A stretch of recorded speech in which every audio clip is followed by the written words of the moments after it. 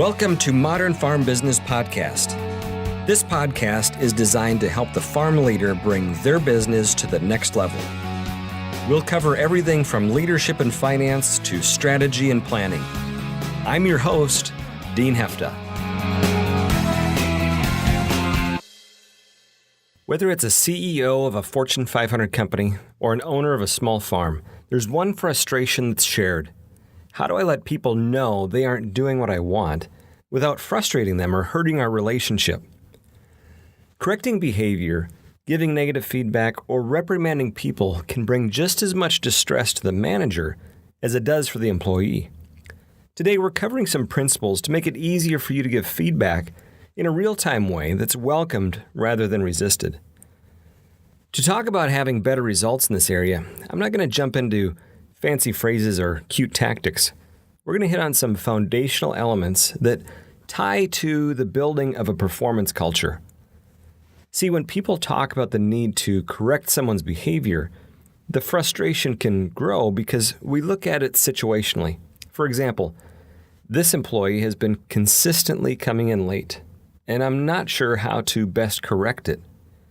What's going on here is a couple of things. We're focused on what we don't want, and we aren't looking at the goal of the organization. When we focus on what we don't want, we can end up missing the opportunity to really create what we do want. So you're frustrated. But what do you really want? Do you want them to show up on an exact time each day? Or do you want them to communicate better about their schedule? Are you worried about the impact their behavior is having on other employees? Or maybe you simply find it disrespectful. If we only try to eliminate what we don't want, we probably are going to find ourselves creating frustration in the relationship and not getting what we really do want. As the leader, we have a responsibility to do some work before we should expect a relationship where correction flows freely and openly. The first part is self-awareness on the part of the leader. What I've found is one of the fastest ways for feedback to be rejected by an employee is when it's coming from someone who doesn't know who they themselves are. They berate others for being sloppy, but you can't even see the top of their desk. They expect their staff to do everything perfectly the first time, but they continually make mistakes in all of their responsibilities. Without knowing their own strengths and weaknesses, working on themselves, and being humble enough to share what they know about themselves, other employees will question any correction that comes from that person.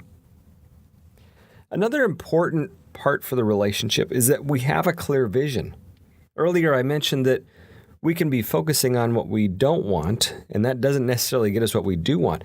As leaders, we must clarify what we have for expectations, what we are working to create, what behaviors we are rewarding. The third piece for the leader is modeling.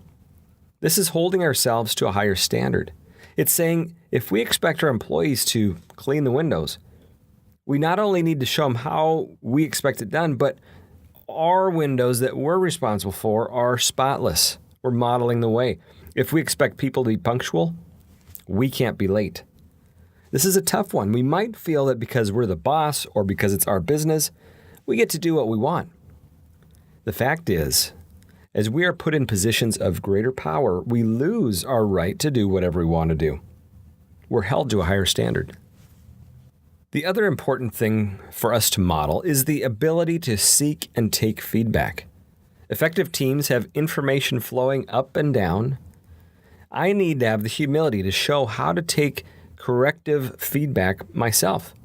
So maybe I have someone on my staff that's a pretty good welder, and I'm working on a different project doing some welding.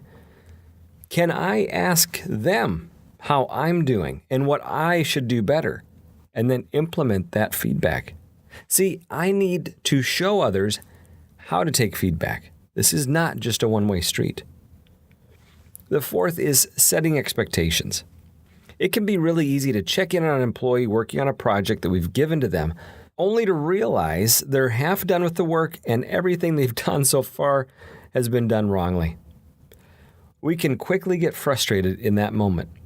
But the responsibility that we have as leaders is to explain and teach from the beginning, laying out what that outcome should be, tips for how to go about doing the work, and providing support as the employee takes on the project. When we realize it's being done wrong and we haven't set them up for success from the start, we have to take responsibility and let them know, hey, I failed to show you how I wanted you to tackle this job. Let's work together so you can see what it is that I'm looking for here. Now, you might be thinking, hey, I thought this was going to be about how to give other people correction. Well, it absolutely is. But just like a great crop, success starts with the work we've done ahead of harvest. Working on ourselves, seeking our own feedback, being clear about what we're wanting to create. These are the do's to be able to give others effective correction. The lesson, work on yourself before you work on others. But clearly, the employee is a key factor in the success of the operation, of getting done what needs to be done. And as a part of the team, there are expectations that team members need to be coached toward. So from the employee perspective, what makes for effective correction? Well, first and foremost, the feedback should be focused on the behavior and not the person. We might get frustrated in the moment and focus on the person. Boy, you really screwed this up. I can't believe you weren't using your head. What were you thinking? See, when we focus on the person, we damage the relationship and we create a tremendous amount of resistance. So being able to separate the behavior from the person is key in effective feedback. Saying, we want to have all of the parts organized by machine. In looking through the storage room, it's better, but I need you to take another run through to ensure everything is in the right bin. That's different from, you call that clean? Where did you learn to organize? I'd hate to see what your house looks like. See, focus on the behavior, not the person. Another one is around how we use questions. It can be really easy to make assumptions when we see something and then jump in with our advice or correction. But a lot of the time, we don't have enough information yet. The best way to get more informed is through asking questions. But I do have a word of caution. The one question you need to use carefully is any question that starts with why. Now, understanding the why is important, whether you're a leader or an employee. But the conundrum is using why can immediately elicit resistance. Think about it. Why are you organizing the room like this? If someone asks you like that, you're now forced in a position to defend yourself. But if we try it as, what issues could we run into with this system? How do you see everybody getting on board with this approach? That opens up discussion and dialogue. A final tool we'll talk about is asking permission. This can happen a lot of ways, and what it does is it gives the other person choice and control. So comments like, hey, I've got a lot of experience on projects like this. How much coaching would you like from me along the way? Or, I've noticed a few things about your approach. Would you want some feedback on that? Or even, there's a couple of concerns that I have. But my question for you is, how honest do you want me to be in sharing those with you? These are all ways to bring the other person into the conversation rather than having a one-way judgment session. Feedback can be hard, but if we have a shared understanding of expectations, we provided good expectations and training, and I focus on the behavior, not the person, my odds of success are a lot higher.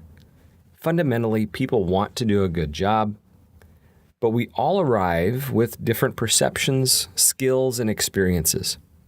Starting at the belief that people want to do good gives us a great foundation for success. I hope you've found some things that can help your leadership today. If you're looking to grow your business effectiveness, give Water Street Solutions a call at 866-249-2528 or find us online at waterstreetconsulting.com. Thanks.